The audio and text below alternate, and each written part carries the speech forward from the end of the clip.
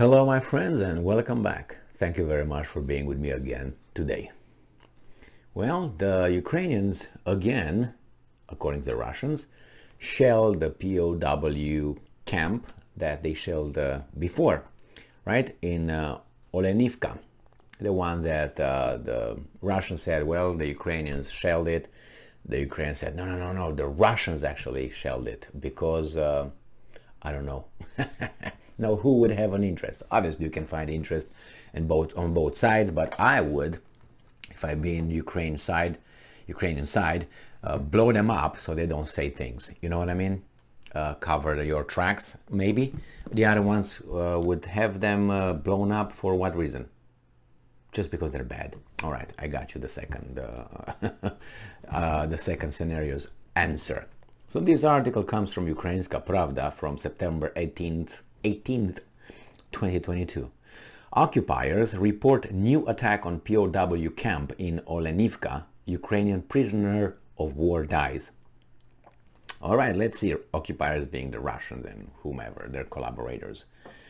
Russian occupying forces reported that on September 18th at about 9 o'clock a.m., right, a POW camp in Olenivka, Donetsk region, was struck again. A Ukrainian prisoner of war died in the attack.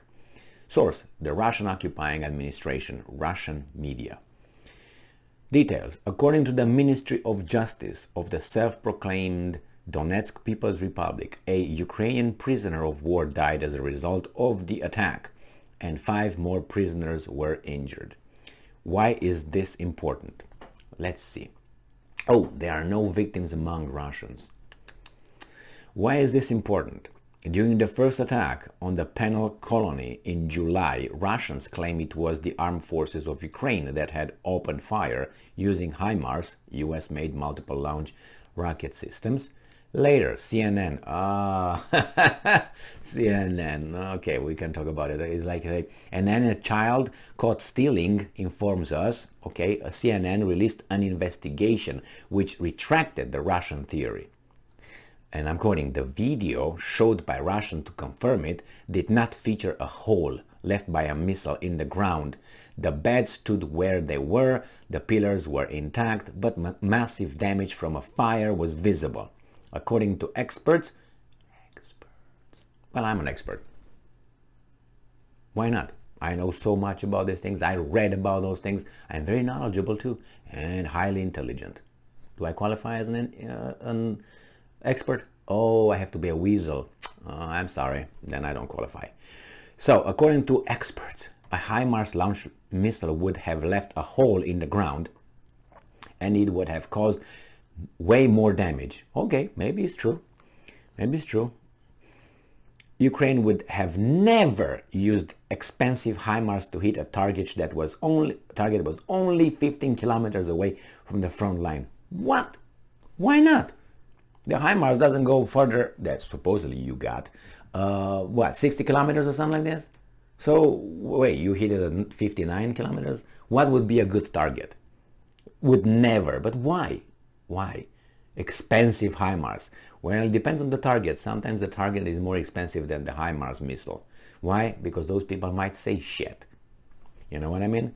The Ukrainian government states that the fire in the penal colony's barracks was caused by thermobaric weapons. Okay, well, these guys say that, you say that, and we're going to find out maybe in 30 years. It depends who wins this. All right? If the Ukrainians wins, it's going to be the Russians who did it. If it's going to be the Russians who do not get defeated, it's not about winning here, then it's going to be like, until they lose somehow, and the other ones are going to say whatever. In an interview, but you see, all this will remain as the Russians bombed it.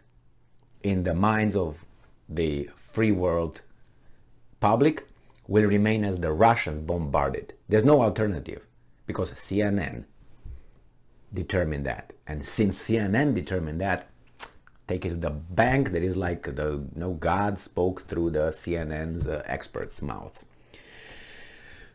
In an interview with Ukrainska Pravda, Mikita Notochi, the acting commander of Azov regiment, reported that in Olenivka, Russians could have used RPOA, Shmihal, Russian for bumblebee. Bzz, that's good. A man-portable rocket assigned flamethrower. It burns the oxygen out quickly and a victim burns down in a matter of seconds. Could be, but I have two reports.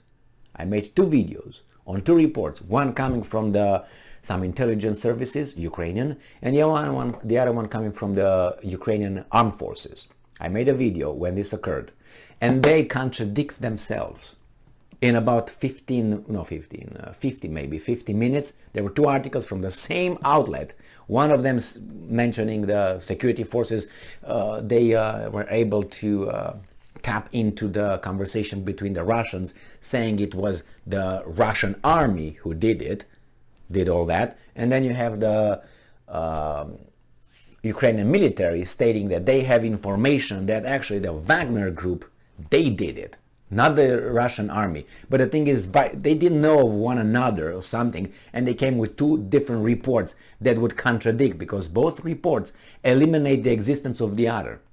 So one of them says it was the Russian army, no mercenaries, no nothing, and the other one, no, it was the Wagner group, it was not the US, no, the Russian military. So, and then now they come with this kind of thing. So someone is lying, because now we have the third one here saying that, oh my God, no, it was the Russian military and it must have been with this kind of, portable rocket assistant flamethrower.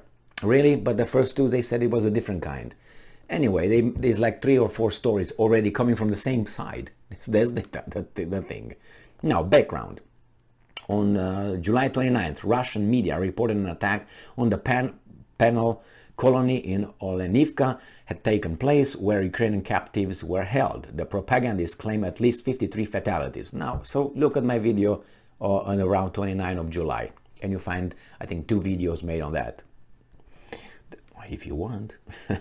The General Staff of Ukraine's armed forces retracted Russia's allegations that the attack was ostensibly launched by Ukrainian troops. The General Staff also reported that Russia has tried to cancel the tortures and murders of captives. Who would find out? Really? I mean, you have observers over there. The Ukrainian intelligence assumes that the mass murder of Ukrainian POWs in Olenivka was organized by the mercenaries from Wagner Group, PMC, private military company, who were instructed by Evgeny Prigozhin. However, it was not discussed or approved by the Russian Defense Ministry.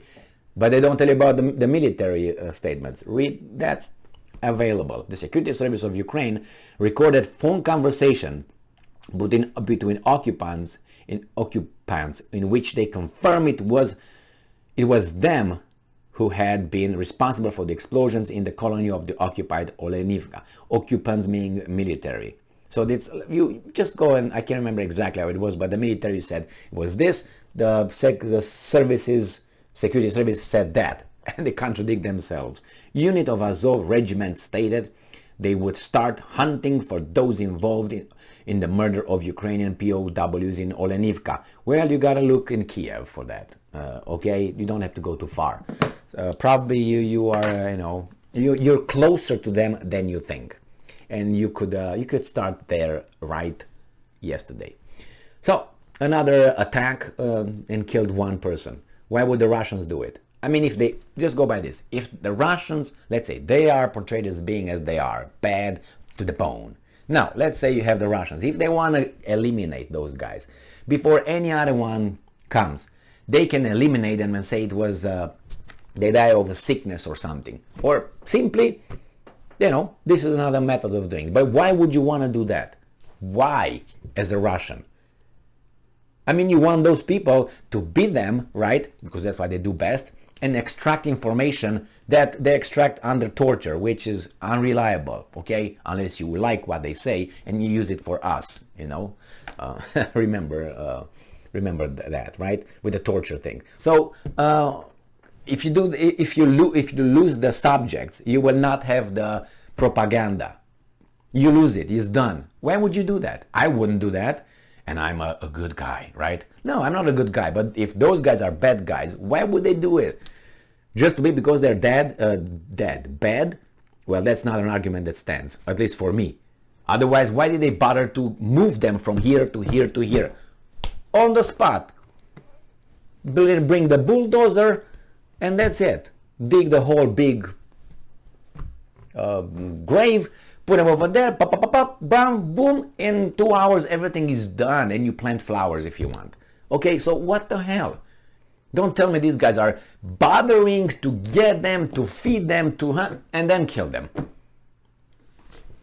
I mean, that's the same, could be the same argument with the Second World War, those camps. You bother to circle everybody, to get them everybody, to send them to the train stations, you put them in the train carriages, send them wherever, get them over there, get them dressed, put them their names, put them over there to do what?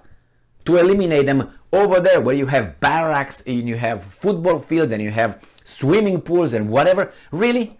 You have piano concerts and so on within those things. You do all this to kill them over there when you can just take them in trucks like the Soviets did. Well, remember, with Katyn, drive them to the side outside of the town, somewhere in the woods, where you have a big pile, get things done, cover it, and if you win the war, nobody will find out. If you lose the war, they might find out. Why do you bother? And you're in the middle of the war, using so much energy, so many resources, and so, really, I mean, the same I mean, why would you bother to get all these prisoners there? You're in a war. You want to, to take care of your resources. Why do you bother? Nobody would know. They just died of typhus or something. Just make up something. If they're that bad, the same with the Germans. That bad, boom, on the outside of the city. What do you have to do all that? All right. Thank you very much for being with me again today. Stay strong, stay smart, look for the truth, and be just.